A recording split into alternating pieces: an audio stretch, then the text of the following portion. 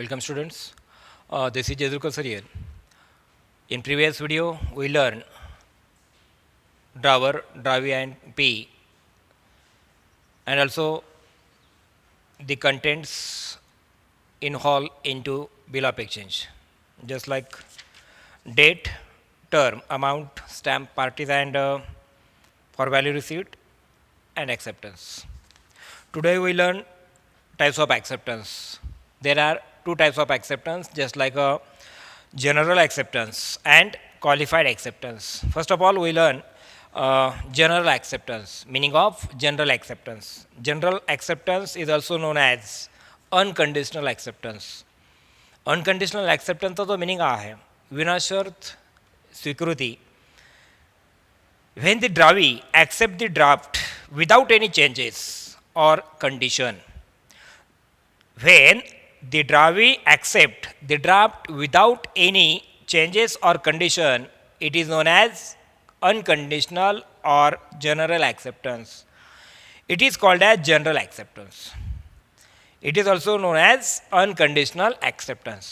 म्हणजे ज्या वेळेला ड्रायव्हरकडनं बिल ड्रॉ केलं होतं, ड्रायव्हरकडे बिल सेंड केलं होतं आणि ड्रायव्हरकडनं कुठल्याही प्रकारे बिलामध्ये त्या ठिकाणी कंडिशन इन्क्लूड केले जात नाही. Without condition, without any condition ड्रायव्हरकडनं बिल ॲक्सेप्ट केलं होतं, ह्या टर्मला म्हणायचं आहे general acceptance or unconditional acceptance.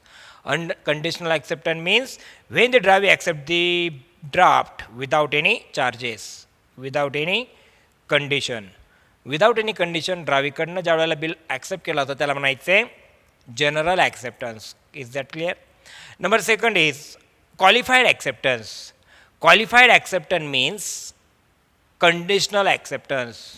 Conditional acceptance म्हणजे असा ॲक्सेप्टन्स ड्रायव्हरकडनं दिला होतो की ज्यामध्ये ड्रायव्हर काहीतरी अटी इन्क्लूड करतो, अटींचा समावेश त्या ठिकाणी असतो, त्याला म्हणायचं आहे qualified acceptance. When drawee accept the bill with certain qualifications, certain qualification means certain conditions, ड्रायव्हरकडनं काही कंडिशन्स त्या बिलामध्ये इन्क्लूड केल्या जातात, त्याला म्हणायचं आहे qualified acceptance. When drawee accept the bill with certain conditions to the order of drawer, it is called as qualified acceptance or conditional acceptance. याला conditional acceptance म्हणायचं. म्हणजे ड्रायव्हरने बिल जर ड्रॉ केलं, ड्रायव्हरकडे जर सेंड केलं, मात्र ड्रायव्हरची जर काही कंडिशन जर ड्रायव्हरने जर त्यामध्ये इन्क्लूड केली तर त्याला म्हणायचं आहे क्वालिफाईड ॲक्सेप्टन्स. सपोज ड्रायव्हरने 10,000 रुपीजचं बिल ड्रॉ केलं आणि ड्रायव्हरला जर 10,000 तर त्या ठिकाणी ड्रायव्हर जर त्या 10,000साठी जर ॲग्री नसेल, ड्रायव्हर जर 9,000च त्या ठिकाणी पे करणार असेल, तर ड्रायव्हर या प्रकारे 9,000 ॲक्सेप्टेड ओनली रुपीज 9,000 या प्रकारची टर्म, या प्रकारची कंडिशन त्या ॲक्सेप्टन्समध्ये इन्व्हॉल्व करतो. याच टर्मला म्हणायचे क्वालिफाईड. म्हणजे ड्रायव्हरकडनं 10,000 रुपीजचं बिल सेंड केलं गेलं ड्रायव्हरकडे, मात्र ड्रायव्हरने 9,000 रुपीजलाच फक्त ॲक्सेप्टन्स दिला. याचा अर्थ ड्रायव्हरला 9,000 रुपीजच फक्त द्यायचे आहेत. कुणाला? ड्रायव्हरला. याचा अर्थ असा होतो. म्हणजे ड्रायव्हरला 9,000 द्यायचे आहेत, मात्र ड्रायव्हरने किती मागितले, बिलामध्ये किती इन्व्हॉल्व केले? 10,000. या पद्धतीने याला म्हणायचे क्वालिफाईड ॲक्सेप्टन्स. ठीक आहे. Following are the types of qualified acceptance. Qualified ॲक्सेप्टन्समधील आपण qualified as to time, qualified as to place, qualified as to amount, qualified as to parties, qualified as to condition, या वेगवेगळ्या प्रकारच्या टर्म्स आपण या qualified regarding लक्षात घेऊ शकता. मग ड्रायव्हरकडनं time regarding, place regarding, amount regarding, parties regarding किंवा कंडिशन्स रिगार्डिंग काही कंडिशन असतील, काही टर्म्स असतील, तर त्या ड्रायव्हरकडनं त्या बिलामध्ये इन्क्लूड केल्या जातात केव्हा की ॲक्सेप्टन्सच्या वेळेला. त्या सर्व कन्सेप्ट्स आपण या ठिकाणी अभ्यासल्या आहे. या ठिकाणी फर्स्ट ऑफ ऑल आपण अभ्यासला types of acceptance, general acceptance and qualified acceptance. या दोन ॲक्सेप्टन्सची आपण टाईप्स या ठिकाणी अभ्यासली आहेत. साधारणतः इल्युस्ट्रेशन्स जे काय आहेत, सपोज आपण इल्युस्ट्रेशन नंबर फर्स्ट अभ्यासूयात की यामध्ये format of after date bill with general acceptance. आपण जनरल ॲक्सेप्टन्स जर बघितला तर तो याप्रमाणे आपल्याला एक्सप्लेन करता येईल की ज्यामध्ये नेम ऑफ ड्रायव्हर प्रोव्हाइड केला आहे. नेम ऑफ ड्रायव्हर की ज्यामध्ये mister Prakash Rao 648 coral plaza SB road Pune. सोबतच ड्रायव्हरने मेन्शन केलं आहे की यामध्ये mister Rahul Dev 236 Rajapur road Jalgaon. Number third is amount rupees 44,500. Number third is amount rupees 44,500. Number fourth is tenor or term. Tenor म्हणजे बिलाचा कालावधी किती असेल? 3 months. Number fifth is date of bill. की ज्यामध्ये 3 जून 2019 प्रोव्हाइड केलं आहे. आणि number 6 is date of acceptance की 7 जून 2019 या प्रकारची डेट ऑफ ॲक्सेप्टन्स प्रोव्हाइड केली आहे. या सर्व इनपुट इन्फॉर्मेशनच्या माध्यमातून ही सर्व इनपुट इन्फॉर्मेशन दिली आहे. या इन्फॉर्मेशनच्या माध्यमातून आपल्याला स्पेसिमन ड्राफ्ट म्हणजे स्पेसिमन ड्रॉ करायचा आहे बिल ऑफ एक्सचेंजचा. बिल ऑफ एक्सचेंजचा जो स्पेसिमन असेल फॉर्मॅट जो असेल तो याप्रमाणे ड्रॉ करायचा आहे. तर या ठिकाणी मिडलला तुम्हाला बिल ऑफ एक्सचेंज मेन्शन करायचं आहे. बिल ऑफ एक्सचेंज तुम्ही मेन्शन करताय की ज्यामध्ये लेफ्टला तुम्हाला स्टॅम्प म्हणून मेन्शन करायचं आहे. तो देखील स्टॅम्प लिहिताना कॅपिटल लेटर्समध्ये मेन्शन करायचं आहे. त्या बिलो तुम्हाला या ठिकाणी अमाऊंट इन फिगर मेन्शन करायची आहे. ₹1000 ओनली, जसं की ₹44,500 याप्रमाणे तुम्ही ते मेन्शन केली आहे. मिडलला मेन्शन करायचं bill of exchange. Bill of exchange याप्रमाणे मिडलला मेन्शन करायचं आहे, ते देखील कॅपिटल लेटरमध्ये मेन्शन करायचं आहे. राईट साईडला तुम्हाला मेन्शन करायचं name of drawer with address and date of bill. या माध्यमातून राईट साईड तुम्हाला कव्हर करायची आहे बिलाची. त्यानंतर तुम्हाला तो मॅटर असेल मिडलला मेन्शन करतो तुम्ही 3 months after date pay to me or my order the sum of ₹44,500 only for the value received. या प्रकारचा डाटा या ठिकाणी तुम्हाला मिडलला मेन्शन करायचं आहे. राईट साईडला तुम्हाला मेन्शन करायचं सिग्नेचर्ड SD मेन्शन केलं आहे. सिग्नेचर्ड ऑफ ड्रावर त्या राईट साईडला मेन्शन करायची आहे. लेफ्ट साईडला इकडे 2 राहुल देव 236 राजापूर रोड जळगाव की जे ड्रावे आहेत ते तुम्हाला लेफ्टला मेन्शन करायचे आहेत. आणि त्या बिलाच्या मिडलला तुम्हाला या ठिकाणी ॲक्सेप्टेड सिग्नेचर्ड मिस्टर राहुल देव याप्रमाणे ड्रावीची सिग्नेचर तुम्हाला यामध्ये इंडिकेट करायची आहे. आणि डेट ऑफ बिल ॲक्सेप्टन्स किंवा डेट ऑफ ॲक्सेप्टन्स तुम्हाला यामध्ये लास्टला मेन्शन करायची आहे. तर अशा पद्धतीने हा जो काय specimen of bill of exchange असेल हा तुम्हाला ड्रॉ करायचा. यासाठी तुम्हाला क्वेश्चन पेपर्समध्ये 5 मार्क्स त्या ठिकाणी अवेलेबल असणार आहेत. 5 मार्क्स त्या ठिकाणी सब क्वेश्चनमध्ये या ठिकाणी तुम्हाला मिळतील. तर याप्रमाणे प्रॉपरली या प्रकारचा specimen of bill of exchange जर तुम्ही ड्रॉ केला तर स्पेसिमन ड्रॉ करताना तुम्हाला पेन्सिलने टोटली त्या ठिकाणी ब्रॅकेट तयार करायचे. पण कशा पद्धतीने ब्रॅकेट तयार करायचे यामध्ये जो फॉर्मॅट असेल हा तुम्हाला रेक्टँगल स्वरूपामध्ये ड्रॉ करायचा. हे लक्षात घ्या, रेक्टँगल स्वरूपामध्ये तुम्हाला पेन्सिलने काय करायचं टोटली ब्रॅकेट कंप्लीट करायचं आणि त्या ब्रॅकेटमध्ये या सर्व इन्फॉर्मेशन्सचा त्या ठिकाणी डेटा जो असेल तो या ठिकाणी प्रोव्हाइड करायचा. ठीक आहे. जी प्लेसेस आहेत की ज्या ठिकाणी तुम्हाला या प्रकारचा डेटा मेन्शन करायचा ती प्रॉपरली या पद्धतीने मेन्शन करायचे आहेत. ठीक आहे. याच पद्धतीने तुम्हाला नेम ऑफ पी या इन्फॉर्मेशनमध्ये जर प्रोव्हाइड करायचं असेल तर तुम्ही तेही करू शकता. कंडिशनल बिल जे काय असेल तेही आपण या ठिकाणी समजून घेतलेलं आहे. इथपर्यंत आपण समजून घेतलं. यानंतर आपण बसतोय important terms of bill of exchange. Bill of एक्सचेंजमधील ज्या काही इम्पॉर्टंट टर्म्स आहेत त्या आपण समजून घेतोय. साधारणतः number first is term or tenor of bill. Term or tenor of bill. Term of bill और tenor of bill means duration of bill, period of duration of bill. जो कालावधी आहे बिलाचा त्याला म्हणायचं term or tenor of bill. ज्या कालावधीमध्ये जो उधारीचा कालावधी ड्रायव्हरने प्रोव्हाइड केला त्याला म्हणायचं term or tenor. The term of bill is a period of time after which a bill becomes payable. ज्या डेटला बिलाची रक्कम देय असते त्या डेटला किंवा त्या कालावधीला काय म्हणायचं tenor. Term of bill may be in months or days. आणि बिलाची जी टर्म असेल ही नेहमी महिन्यांमध्ये किंवा दिवसांमध्ये त्या ठिकाणी कॅल्क्युलेट केली जाते. The term of bill is period of time after which a bill becomes payable. Bill becomes payable की ज्या कालावधीनंतर बिलाची रक्कम त्या ठिकाणी देय ठरते असा जो कालावधी त्याला म्हणायचे period or term or tenor of bill. Second number concept is draft. Draft कशाला म्हणायचे ते लक्षात घ्यायचे. A bill before acceptance is known as draft. A bill before acceptance is known as a draft. बिलाचा जोपर्यंत ड्रायव्हरकडनं ॲक्सेप्टन्स त्या ठिकाणी मिळत नाही आहे, बिलाला जोपर्यंत ड्रायव्हरकडनं ॲक्सेप्टन्स मिळत नाही तोपर्यंत त्याला ड्राफ्ट म्हणून रिकग्नाईज केलं जातं. हे आपण लक्षात घ्यायचं आहे. एकदा की ड्रायव्हरने त्या बिलावरती ॲक्सेप्टेड मेन्शन केलं, स्टॅम्प मेन्शन केला की त्यावेळेला समजावून घ्यायचं की त्या ड्राफ्टचं कन्व्हर्टेशन कशामध्ये होतं मग बिल ऑफ एक्सचेंजमध्ये. हे लक्षात घ्यायचं आहे. नंबर नेक्स्ट आहे days of grace. Days of grace ही देखील कन्सेप्ट लक्षात घ्यायची आहे. 3 extra days allowed by law.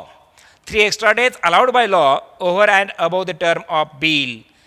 3 extra दिवस त्या ठिकाणी काय केलं जातात कायद्याने त्या ठिकाणी अलाउ केलं जातं. 3 extra days allowed by law over and above the term of bill to the drawer. ड्रायव्हरला 3 दिवस एक्स्ट्राची त्या ठिकाणी कायद्यानुसार त्या ठिकाणी प्रोव्हाइड केले जातात, अलाव केले जातात over and above the term.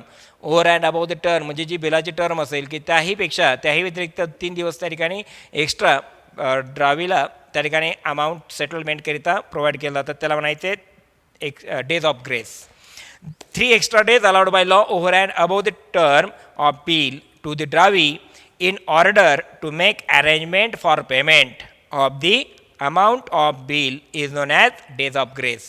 ड्रावीला पेमेंटचं अरेंजमेंट करता यावं याकरिता 3 extra days ड्रायव्हरकडनं प्रोव्हाइड केलं जातं. त्याला म्हणायचं डेज ऑफ ग्रेस. आणि हे काय ग्रेस डेज आहेत हे over and above the term of bill याही व्यतिरिक्त तारखेने असतात, हे लक्षात घ्यायचे. Number 3 is date of maturity और due date of bill. Date of maturity हे पण लक्षात घेतो की डेट ऑफ मॅच्युरिटी और ड्यू डेट ऑफ बिल या दोघांचा अर्थ एकच होतो. ज्या टर्मला बिल त्या ठिकाणी ड्रॉ केलं, ज्या टर्मसाठी बिल ड्रॉ केलं ती टर्म त्या ठिकाणी काय होते, क्लोज होते, त्या टर्मला म्हणायचं आहे डेट ऑफ मॅच्युरिटी. किंवा ज्या डेटला बिलाची टर्म, बिलाची जी काही टेनर आहे ती क्लोज होती आहे त्या डेटला तुम्हाला म्हणायचं आहे ड्यू डेट ऑफ बिल. त्यामध्ये मेन्शन केलं आहे the date on which a bill falls due for payment. A date on which a bill due for payment किंवा falls due for payment is known as a date of maturity or due date. त्याला म्हणायचं date of maturity और due date. या पद्धतीने ही concept आपण लक्षात घेतली की date of maturity. Date of maturity which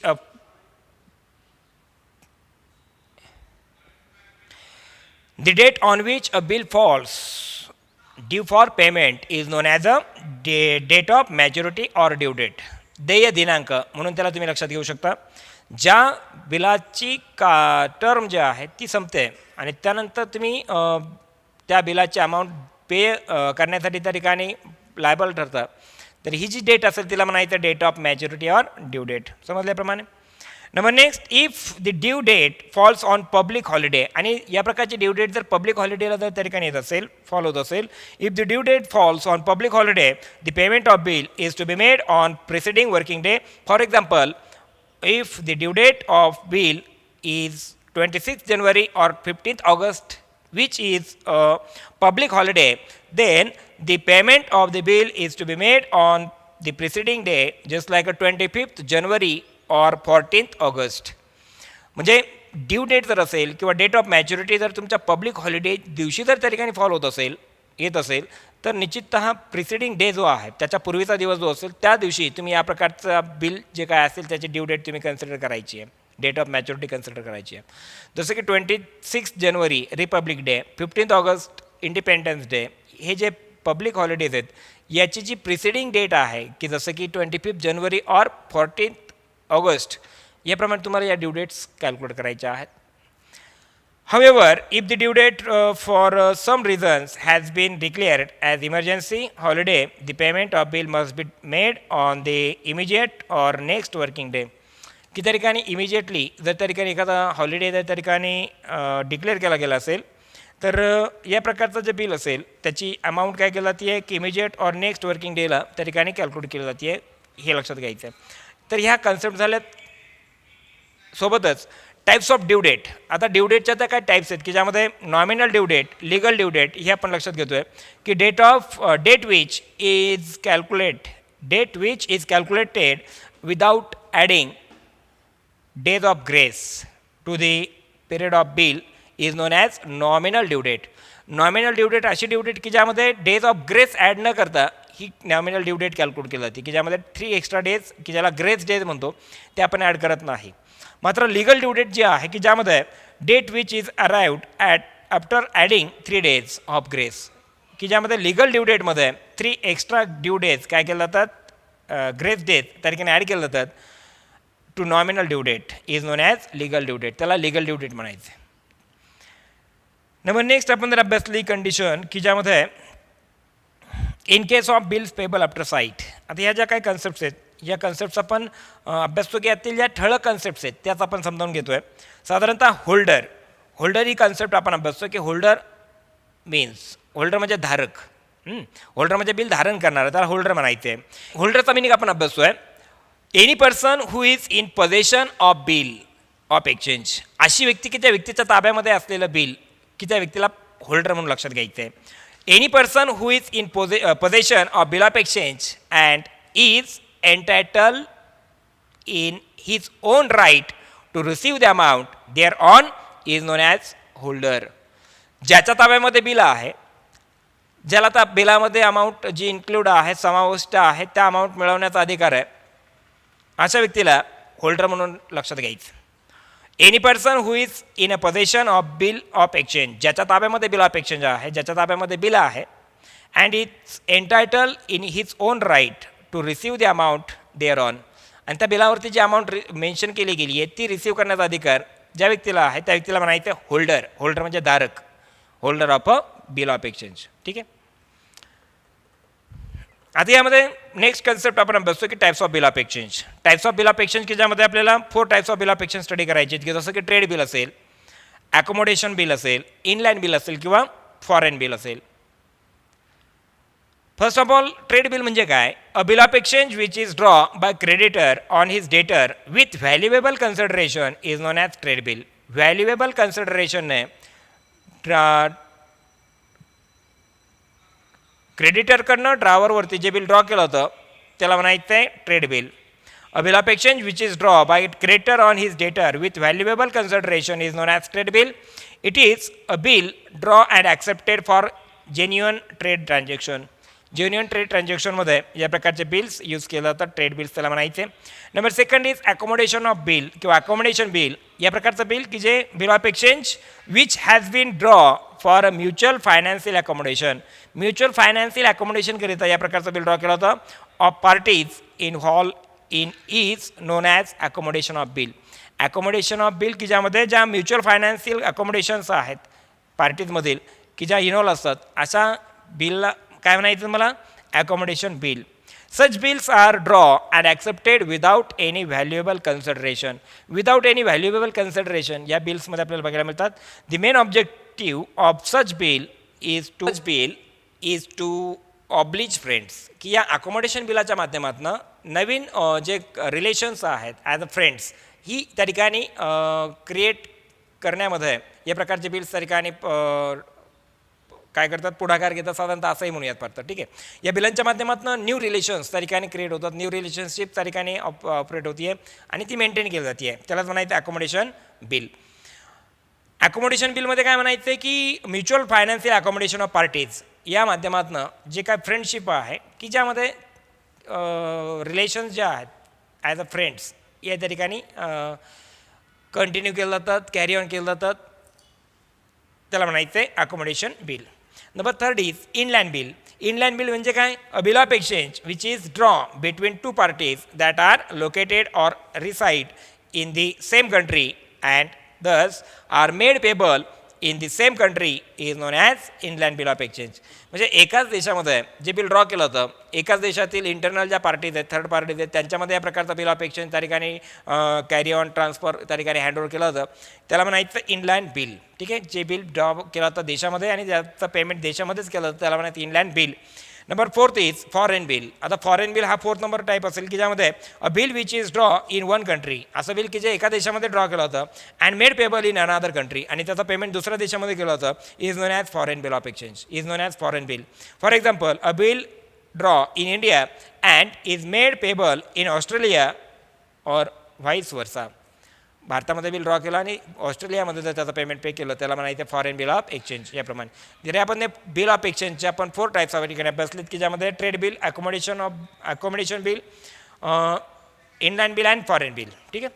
इथपर्यंत आपण अभ्यासलं आहे. नेक्स्ट कन्सेप्ट ज्या आहेत त्या आपण नेक्स्ट व्हिडिओमध्ये अभ्यासणार आहोत की just like honouring of bill of exchange, dishonouring of bill of exchange. ठीक आहे. थँक्यू.